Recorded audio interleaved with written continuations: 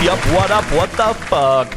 It's Degreelessness again, kids. Yes, we are back already, keeping that feed fresh to death like a mausoleum. I'm your host, the People's Champion 21st Century Digital Boy, stunning and brave culture critic, trusted member of the media, and of course, your good buddy in the mix, Shanghai Pete. Before we get started today, I just want to take a second to shout out everyone who commented on our last video. We really appreciate it. You guys gave us a lot to think about. Not only that, but I think you may have helped us get to the bottom of these blasphemies as well. And to give you a hint, I think the answer lies in something we've actually kind of been discussing around the office recently, but wasn't completely brought into focus until someone in the comments used the term corporate Marxism. That is the key here. The need for more research is clearly indicated, but I do think we're on the right track. Rest assured, we'll be putting out a video on that as soon as we can. Moving on though, our main story tonight is about the practice of slandering and delegitimizing any non-industry approved feedback through the use of the term review bombing. With everything going on with The Last of Us 2, that probably doesn't come as a surprise. Now, the term review bombing or review brigading is used for one reason and one reason only: gatekeeping. When some bought and paid for establishment-approved journalist trots out that term, what they mean is, we don't want the opinions of actual customers screwing up our carefully crafted narrative. It's to delegitimize and invalidate anything that deviates from the establishment consensus. When was the last time you saw any industry hand-wringing or pearl-clutching about review bombs when there wasn't a large discrepancy between critic and user reviews? Yeah, no one gives a fuck what's going on with user reviews then, so long as they aren't contradicting or challenging any industry narrative or establishment framework that several big companies are relying on to meet profit goals. Then no one gives a fuck. Yes, are there occasionally user reviews posted by people with the intention of being disingenuous? Yes. Obviously, of course there are, it's the internet. But the knife cuts both ways. There are, I would say, equal numbers of disingenuous reviews skewed towards the positive as well. What is the purpose of a game review? It's feedback. It's to let others know how you feel about a game. As long as you're upfront with the premise, any review can be valid to someone. Your opinion still counts even if you only played an hour of the game. Now, to most people, it probably wouldn't count for much, but it still counts. It's still an accurate representation of your experience with a game. If you played through only a small part and it pissed you off and your opinion is that that's enough to ruin the game for you, there's nothing wrong with that. Doesn't mean your opinion isn't real or that you don't really feel that way. Now, if you're a potential customer looking to make a purchase decision, maybe you wouldn't want to put much weight behind that particular appraisal, but that's for you to decide for yourself, not Paul Tassi at Forbes or some hack fuck writing agitprop for VG247. Maybe you didn't even play a game, but you found out what happens and the story is such a catastrophic letdown that it changes your decision to purchase the game in the first place, and you want to let people know. Is that insincere?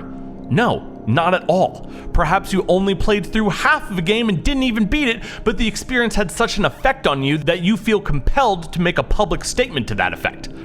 Is that deceitful? I would argue that it is not.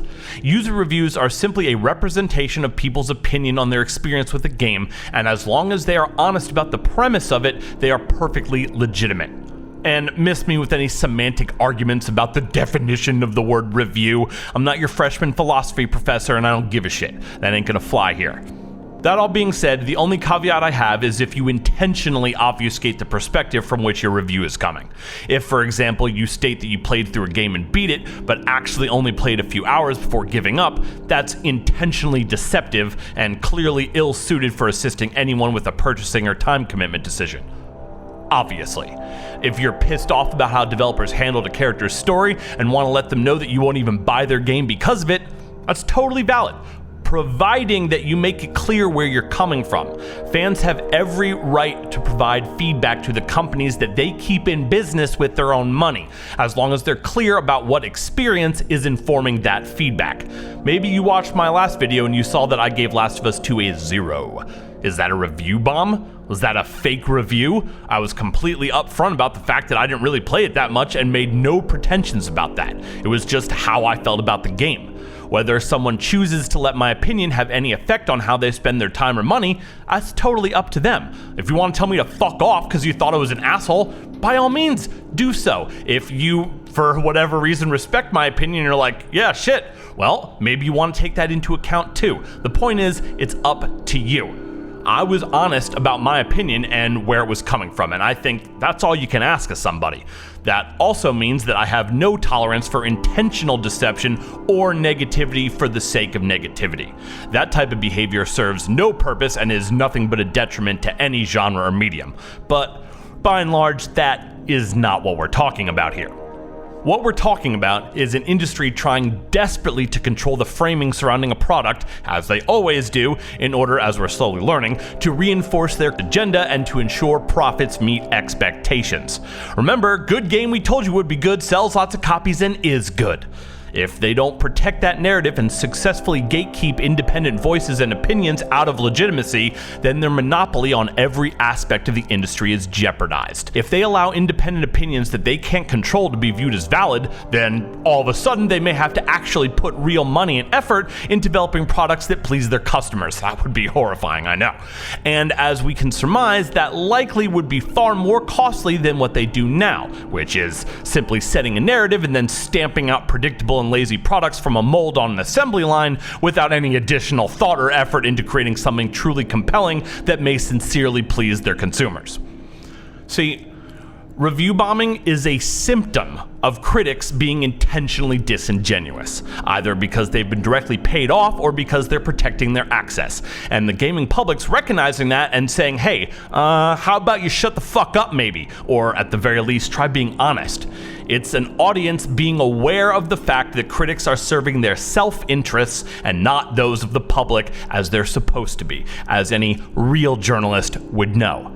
How much weight someone's opinion has is subjective to you, and you get to make that decision for yourself. Not Metacritic, not Rotten Tomatoes, or Paul Tassi, or anyone else. Defining or labeling what's a good opinion versus what's a bad opinion is essentially Marxist gatekeeping, and that's dangerous. People of conscience everywhere should be against that in any form. You can't expect those in power to provide you with the tools needed to remove them, so we need to make our voice heard wherever we can, especially if the legitimate routes have been removed, even if that means including hundreds of comments left on a website by people who have sincere feelings about a product a company is charging money for. Is giving a game a 0 out of 10 on Metacritic just to make a statement to the developers or publishers an ideal way to communicate disapproval? Maybe not, but it is one of the only routes available to customers to have their voice heard, however briefly, and I would argue the potential negative consequences of allowing that are far outweighed by the long-term possible benefits to the consumer. If some words or numbers posted on the internet result in some billion-dollar companies like Naughty Dog losing a few $1,000,000 here or there, forgive me if I'm not going to lose any sleep over that. Maybe next time you'll have some fucking respect for your paying customers. As far as I'm concerned, the critic score is the review bomb because those are the real fake reviews. Oh, yes, what a fun episode today. Thank you so much for chilling, spend this little bit of your free time with us tonight. We love you today, we love you all the way. Don't forget, never hesitate to let any company you've given money to know exactly how you feel about their products. And while we're on the subject of feedback, let us know how much you hate the People's Champion down below. Then smash the downvote button and avoid subscribing because it's a piece of cake to bake a pretty cake.